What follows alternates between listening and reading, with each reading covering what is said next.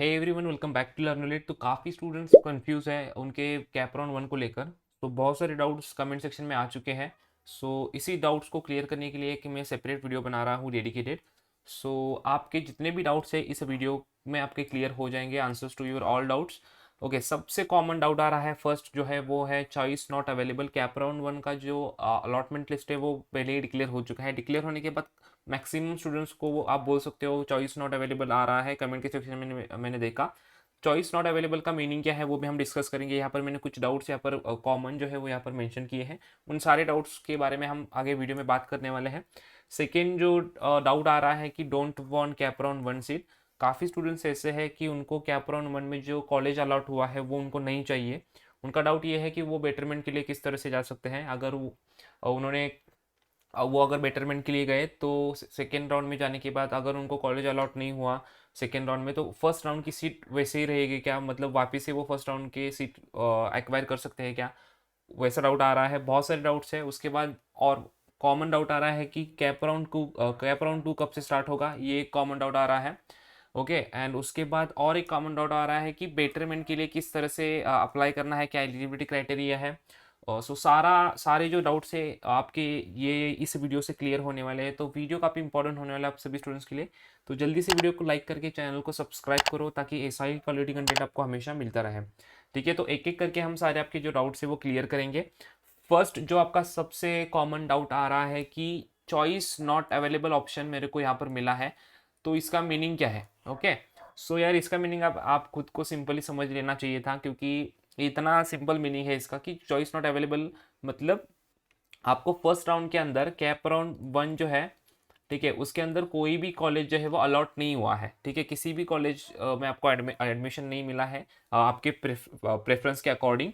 सो अब आपको क्या करना है? कॉलेज अभी आपको अवेलेबल नहीं है, चॉइस आपको नहीं मिला है, तो सिंपली जो कैप राउंड टू है, कैप राउंड टू के लिए आपको प्रोसीड होना है। कैप राउंड टू का जो भी शेड्यूल है वो हम देखेंगे कैप राउंड टू के लिए किस तरह से अप्लाई करना है। तो सिंपल इसका मीनिंग यही है कि कैप राउंड वन में आपको कोई भी कॉलेज में एडमिशन नहीं मिला है, कोई भी कॉलेज आपको अलॉट नहीं हुआ है, और चॉइस नॉट अवेलेबल का मीनिंग। ओके, सो आपको क्या करना है? कैप राउंड टू के लिए जाना है, और कैप राउंड टू में भी आप देखेंगे कि क्या आपको एडमिशन मिलता है कि नहीं। ओके, टोटल कैप राउंड्स कितने होते हैं उसके बारे में हम बात करेंगे, मॉकअप राउंड्स के बारे में बात करेंगे, एंड उसके बाद जो आपका इंस्टीट्यूट लेवल के स्पॉट राउंड्स आप जिसको बोल सकते हो वो भी उसके बारे में डिस्कस करेंगे। ठीक है, तो होप सो कि आपको जो पहला डाउट था कि चॉइस नॉट अवेलेबल का मीनिंग क्या है वो आपको क्लियर हुआ होगा। चॉइस नॉट अवेलेबल का सिंपल मीनिंग यही है कि आपको किसी भी कॉलेज के अंदर एडमिशन नहीं मिला है फर्स्ट राउंड में, सेकेंड राउंड के लिए आपको जाना है। ठीक है, किस तरह से जाना है वो भी प्रोसेस हम देखेंगे। Okay, so next most commonly जो डाउट आ रहा है वो आ रहा है कैप राउंड को लेकर, कि कैप राउंड टू को लेकर कैप राउंड टू कब से स्टार्ट होगा। ओके, तो ये आपका कैप राउंड वन का स्केड्यूल है। ये जो आपका स्केड्यूल स्क्रीन के ऊपर दिख रहा है ना, ये कैप राउंड आपका वन का स्केड्यूल है। मतलब क्या? कैप राउंड वन में आपका ये देखो, प्रोविजनल मेरिट लिस्ट कब रिलीज हुआ था? 18 अगस्त को हुआ था। उसके बाद फाइनल मेरिट लिस्ट आई थी 21 को। एंड कैप राउंड वन जो था, कैप राउंड वन वो स्टार्ट हुआ था 21 को, एंड वो एक्चुअल में कहाँ तक था? 21 को स्टार्ट हुआ था, 23 तक वो सारा प्रेफरेंस फिलिंग का प्रोसेस था।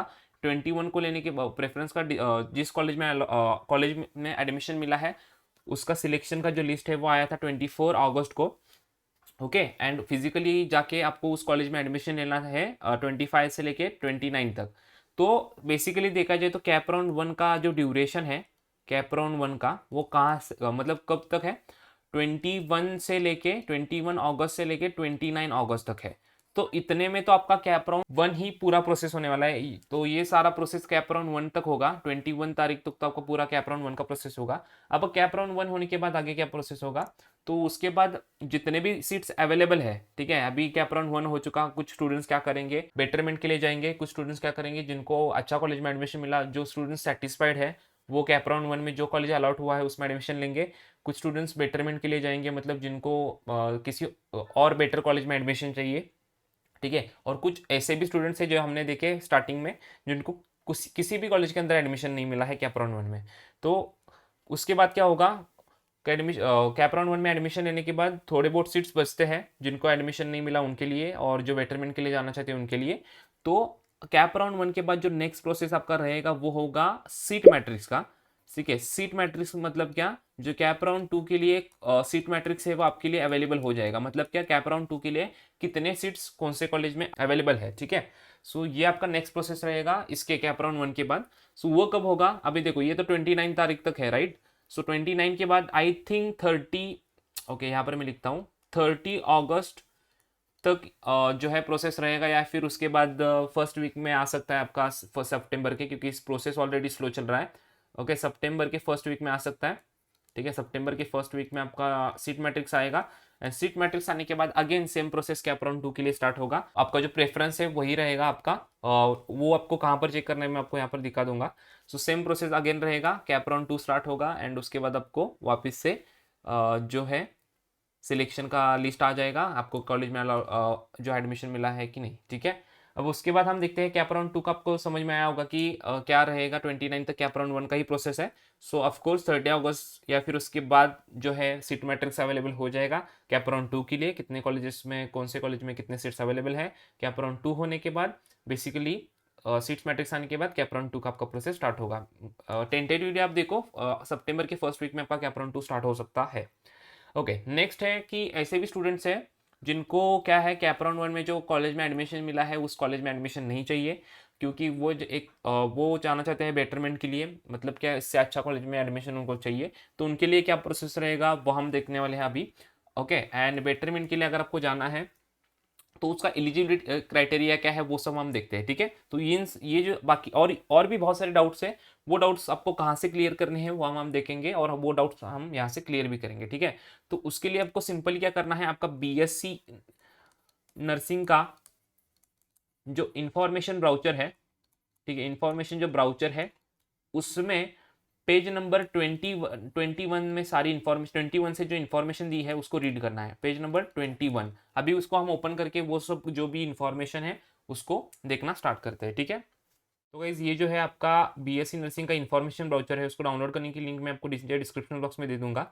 अब यहाँ पर आने के बाद आपको पेज नंबर 21 को ओपन करना है नीचे स्क्रॉल करके, ठीक है।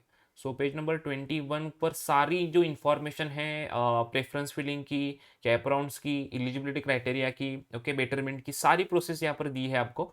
सो पेज नंबर 21 जैसे आप ओपन करोगे तो आप यहाँ पर नीचे देख सकते हो online preference filling process and selection process by CAP round, ठीक है। तो ये सारा इन्फॉर्मेशन यहाँ पर दिया है, ओके, सारा इन्फॉर्मेशन आपके लिए यहाँ पर अवेलेबल है, आप यहाँ पर देख सकते हो। फर्स्ट आपको यहाँ पर मेंशन भी किया है कि कैप राउंड का प्रोसेस किस तरह से रहेगा, ओके, प्रेफरेंसेस कहाँ पर आपको अप्लाई करना है। ओके, सो मेन यहाँ पर आपको जो भी डाउट्स है यहाँ पर आपके क्लियर हो जाएंगे। आपका फर्स्ट और एक डाउट आपका होगा कि कैप राउंड कितने होंगे, तो यहाँ पर मेंशन किया है कि कैप राउंड जो है वो 2 या फिर मोर राउंड हो सकते हैं। वो किसके ऊपर डिपेंड है, वो डिपेंड है कितने सीट्स अवेलेबल है। सीट्स अगर अवेलेबल होंगे तभी नेक्स्ट कैप राउंड होंगे, राइट। सो कैप राउंड 2 तो होगा, ठीक है, कंफर्म है ये, बट कैप राउंड 3 होगा क्या, उसके बाद के राउंड्स होंगे क्या, वो डिपेंड है कि कितने सीट्स अवेलेबल होते हैं। ये भी आपका डाउट यहाँ पर क्लियर हो जाएगा। ओके, ये सब आपको रीड करना है, ठीक है। आपके सारे डाउट्स यहाँ से क्लियर होने वाले हैं इस ब्राउचर से। सो 21 पेज नंबर से लेके कहाँ तक रीड करना है वो मैं आपको बताने वाला हूँ। उसके बाद ये भी है कि कॉलेज के कोड्स आपको वहाँ पर डालने होते हैं, 4 डिजिट के कोड होते हैं, उसके बारे में भी इंफॉर्मेशन दी है। काफ़ी स्टूडेंट्स पूछ रहे हैं कि कॉलेजेस की फ़ी हमको कहाँ पे पता चलेगी, राइट, प्राइवेट हो या फिर गवर्नमेंट हो। गवर्नमेंट के कॉलेजेस की फ़ी तो इस इंफॉर्मेशन ब्राउचर में ऑलरेडी गिवन है, बट जो प्राइवेट कॉलेजेस है उसका फ़ी स्ट्रक्चर हमको कैसे पता चलेगा, तो उसके लिए उन्होंने लिंक दिया है। देखो, प्राइवेट एंड माइनॉरिटी कॉलेजेस का जो फी स्ट्रक्चर है वो अवेलेबल है www.maha.fra.org। ओके, तो यहाँ पर आप जैसे क्लिक करोगे तो ये ओपन हो जाएगा। ओके, सो ये भी लिंक वहाँ पर मेंशन है, तो वहाँ जाके आपको किस तरह से करना है फीस स्ट्रक्चर चेक, उसका भी मैंने वीडियो ऑलरेडी बनाया है, उसका भी लिंक मैं आपको नीचे डिस्क्रिप्शन बॉक्स में दे दूंगा। तो अगर नहीं मिलता है लिंक तो प्लीज़ कमेंट करो, क्योंकि मैं बाद में अगर भूल गया वीडियो के नीचे डिस्क्रिप्शन में डालने के लिए तो आप मेरे को बता देना, ठीक है। ओके, सो फीस स्ट्रक्चर ऑलरेडी मैंने बताया भी था आपको कि बीएससी नर्सिंग की गवर्नमेंट की कॉलेजेस की फ़ी 19,000 होती है एनुअल, ठीक है, ट्यूशन फ़ी, एंड डेवलपमेंट फ़ी उनके लिए नहीं होती है। और दूसरी भी फीस होती है जैसे एडमिशन की फ़ी, जिमखाना फ़ी, हॉस्टल फ़ी एंड वो सब, ओके। सो ये फी के बारे में है। एक्चुअल जो हमको चाहिए था वो यहाँ पर है, देखो सारा इन्फॉर्मेशन, क्या इन्फॉर्मेशन है, candidates must be careful while filling the preference form fill करते समय आपको वो सही से फिल करना है। होप सो कि आपने ये सब रीड किया होगा, ठीक है। आप लोग मैक्सिमम लोग क्या करते हो, इस इन्फॉर्मेशन ब्राउचर को इग्नोर करते हो, इग्नोर नहीं करना है, ठीक है। यहाँ पर ये भी मेंशन किया है, if candidate does not given preference, अगर आपने प्रेफरेंस ही नहीं दिया है तो इसका मीनिंग सिंपल यही है कि आप इंटरेस्टेड नहीं हो एडमिशन लेने के लिए, ये यहाँ पर मेंशन किया है। सारे डाउट्स यहाँ से क्लियर होने वाले हैं, मैं आपको बताता हूँ, ठीक है। यहाँ पर है कैंडिडेट्स में kindly note while filling preference form, merit list के बेसिस पर आपका जो है वो सब कॉलेज जो है वो अलाउट होगा और राउंड राउंड के लिए सिलेक्शन होगा। एंड यहाँ पर जो मेन आपका डाउट था वो यहाँ पर आपका क्लियर हो जाएगा। देखो, candidates getting selected in previous round, मतलब कैप राउंड 1 में जिनका सिलेक्शन हुआ है, will be considered for betterment, betterment के लिए वो कंसीडर होंगे for subsequent round. Subsequent round मतलब बचे हुए राउंड के लिए वो एलिजिबल होंगे, ठीक है। ये आपका मेन डाउट जो था वो यहाँ पर आप देख सकते हो कि क्लियर हो चुका है, ठीक है। कि जिनको फर्स्ट राउंड में एडमिशन चाहिए मिला है, उस कॉलेज में एडमिशन अगर आपको नहीं चाहिए तो क्या करना है, candidates getting place in previous round considered for betterment, तो आप बेटरमेंट के लिए सिलेक्टेड हो तो बेटरमेंट के लिए क्या करना है वो सारा प्रोसेस यहाँ पर दिया है। बेटरमेंट मतलब क्या होता है कि प्रेफरेंस आपका, सपोज करो कि आपको थर्ड नंबर का प्रेफरेंस अगर आपको अलॉकेट हुआ है और आपको चाहिए बेटरमेंट, बेटरमेंट मतलब क्या, सिंपली इसका मीनिंग यही है कि इधर फर्स्ट आपको प्रेफरेंस मिलेगा या फिर आपको सेकंड प्रेफरेंस मिलेगा, मतलब थर्ड के ऊपर जो भी प्रेफरेंस है सो आपको मिलेंगे बेटरमेंट में। अगर आपको 10th नंबर का जो है कॉलेज अलॉकेट हुआ है तो 10th के ऊपर के जो अभी आपको बेटरमेंट के लिए जाना है, मतलब इसका मीनिंग क्या है, 10 के ऊपर जो आपने कॉलेजेस डाले हैं, मतलब क्या, first second third fourth fifth six seventh eighth ninth, इस प्रेफरेंस में जो कॉलेज डाले हैं उस कॉलेज में आपको एडमिशन मिल सकता है, उसमें से किसी भी कॉलेज में, ठीक है। वो आपको यहाँ पर बेटरमेंट का ऑप्शन मतलब ये होता है, ठीक है। आपको समझ में आया होगा होप सो कि बेटरमेंट का मीनिंग क्या है, कि जिस कॉलेज में एडमिशन मिला है उसमें नहीं लेना है, उसके ऊपर की जो मैंने प्रेफरेंसेस डाले हैं वो उसमें आपको एडमिशन मिलेगा। यहाँ पर लिखा भी है, देखो, compulsory and mandatory who have filled the status retention form. अब आपका मेन डाउट होगा कि स्टेटस रिटेंशन फॉर्म क्या होता है, इसके बारे में भी सीईटी सेल ने इन्फॉर्मेशन दी है आपके लिए।